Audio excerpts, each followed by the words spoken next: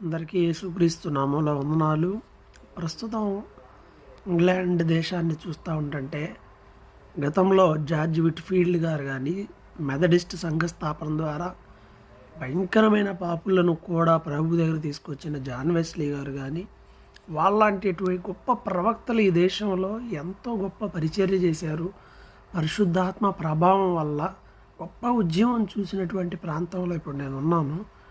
So ఇప్పుడున్న పరిస్థితిని బట్టి నాకేమనిపిస్తుందంటే ఇంగ్లాండ్ దేశానికి మరొక జాన్ వెస్లీ ఇప్పుడు అవసరం. వేల్స్ దేశానికి మరొక జార్జ్ విట్ఫీల్డ్ అనేది ఆయన అలాంటి వాళ్ళు రావడం అనేది చాలా అవసరం. ఈరోజు వాక్యానికి విరుద్ధమైనటువంటి కొత్త రూల్స్ కౌన్సిల్లో పెట్టి దేశము విశ్వాస జీవితానికి వాక్యానికి దూరంగా వెళ్తున్నట్టుగా ఉంది. సో చాలా బాధేస్తుంది. వీటి కోసం మనం తప్పకుండా ప్రార్థన చేయాలి.